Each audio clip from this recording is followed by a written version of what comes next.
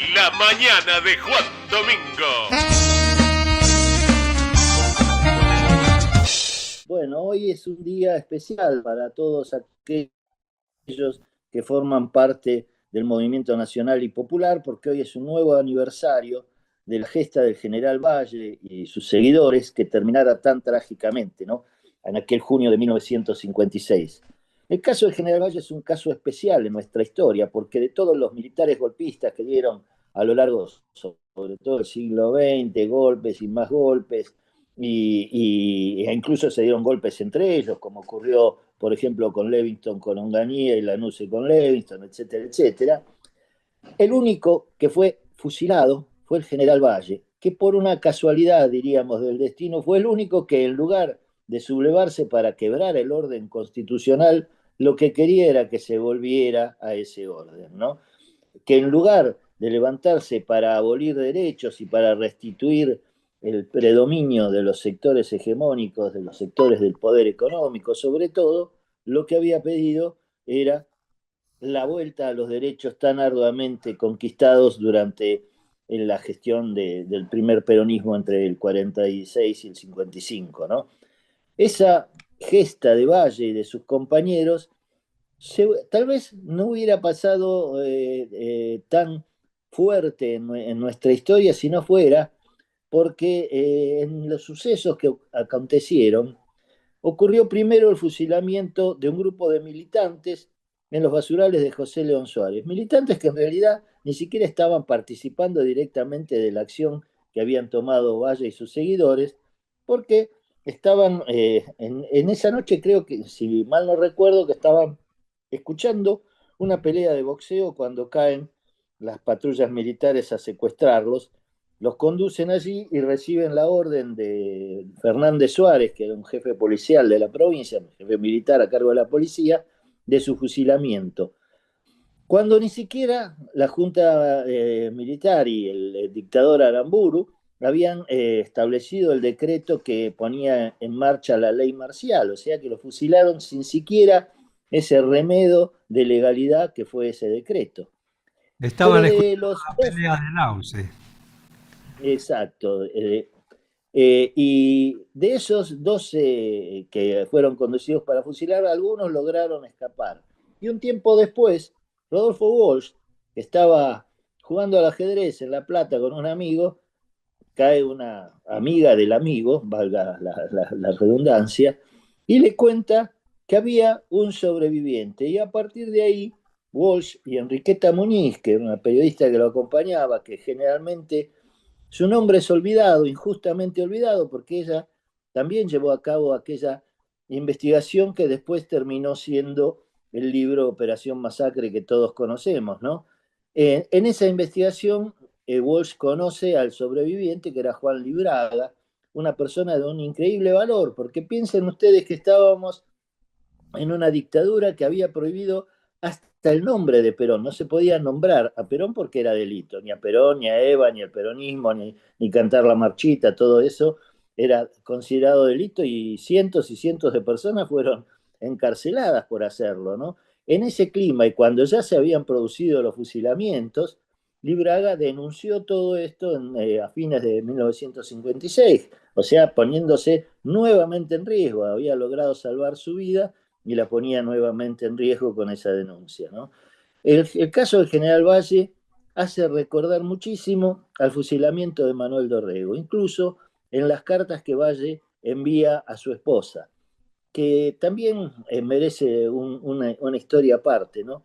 Porque Valle había sido compañero de promoción de Aramburu, se conocían, y entonces la mujer de Valle fue a pedirle a Aramburu a interceder por la vida de su esposo. Aramburu ni siquiera la recibió y un edecán militar le contestó: el general está durmiendo. Eso fue toda la respuesta que recibió. Valle se había entregado el 12 de junio para que cesaran los fusilamientos que ya había ordenado la dictadura. Y eso lo negoció con un señor que también su nombre debe ser recordado, que fue el capitán de navío en ese momento, Francisco Manrique, que era el jefe de la casa militar. Manrique le prometió, jurando por su honor de marino, que si se entregaba cesaban los fusilamientos. Valle se entregó y fue fusilado. ¿Cuál era el honor de los marinos argentinos de aquella época? Bueno, queda bastante en claro. Después Manrique tuvo toda una carrera política, incluso llegando a fundar un partido, el Partido Federal, del cual fue activo militante y dirigente el actual jefe de gabinete de Javier Milei, Guillermo Francos. ¿Mm? Hay cosas que ligan a todos los acontecimientos de nuestra historia y muestran un hilo conductor, que es el que une a los que fueron siempre enemigos de todo progreso de las clases populares, a los que prefirieron ser gerentes de intereses extranjeros antes que construir una patria libre, y que siguen con los cambios que impone, por supuesto, la vida humana, haciendo lo mismo desde 1810 hasta ahora. Hemos tenido esa gente que en lugar de trabajar por una patria, trabajan para otros o trabajan para intereses. En alguna medida, el que bachaché, el tango de Discépolo, que cantó recién la inolvidable Tita Merelo, refleja eso, ¿no? Los tipos que solamente les interesa el dinero y no les importa de dónde lo sacan, ni a qué costo, ni quiénes son los que sufren por sus actividades. No les interesa, por supuesto, la construcción de una patria que tenga desarrollo, que tenga industrias, que tenga trabajo para todos y que ese trabajo sea bien remunerado, que al llegar a determinada edad los trabajadores se puedan jubilar con una jubilación adecuada que les permita disfrutar de la vida. No, no, nada de eso les importa. No tienen ningún tipo de empatía con la gente y eso lo ha demostrado claramente el sujeto que ocupa hoy la Casa Rosada. Cuando el otro día se vota, se da la media sanción a los proyectos jubilatorios en la Cámara de Diputados y él estaba reunido con empresarios, porque con gente del pueblo no se reúne nunca, y a los gritos dijo que le importaba tres carajos lo que hicieran y que los iba a vetar y que no. Bueno, una cosa totalmente desagradable, fuera de lugar y que demuestra qué clase de persona es él, ¿no? Es decir, lo único que se pretendía ni siquiera era una ley, digamos, revolucionaria, simplemente lo que se pretendía con ese proyecto, que tampoco ha sido todavía tratado en el Senado ni tiene fuerza de ley, era simplemente establecer un mecanismo de reparación para las pérdidas que en los últimos tiempos ha tenido el haber jubilatorio, y ese, por supuesto, ese mecanismo ni siquiera restituía el haber a una cifra digna como corresponde, porque lo único que planeaban sobre lo que estaban cobrando ahora, porque era la pérdida en relación a la inflación de este año, y bueno, ya de los saberes jubilatorios venían con atraso desde hace tiempo. Y sin embargo, ni siquiera esa mínima cosa le parece bien a un tipo que además dijo que si los pobres no podían subsistir, que se murieran de hambre, ¿no? Total, ¿qué le importa? Contra todo eso se había levantado Valle y sus seguidores.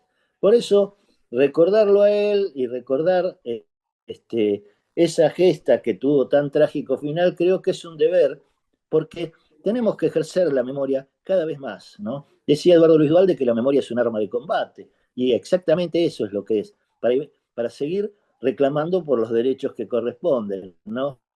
Y además la historia siempre da vueltas. Esta fecha de junio también debe ser recordada por la respuesta que recibió desde el poder.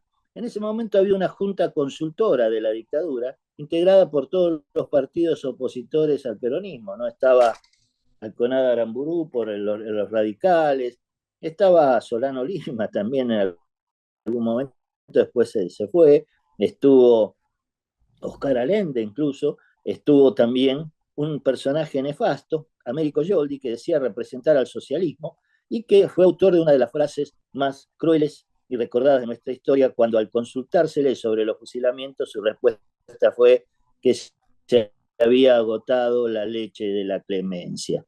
Ese tipo que nosotros en nuestra juventud no llamábamos por su nombre, sino que le decíamos Norteamérico. Yo decía ser socialista y estar por una sociedad justa. Miren qué incongruencia entre lo que decía y lo que hacía, ¿no?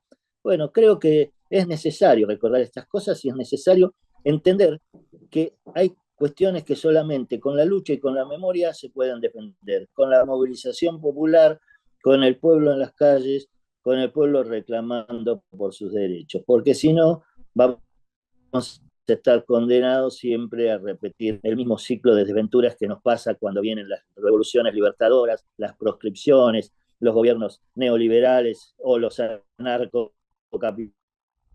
Capitalistas.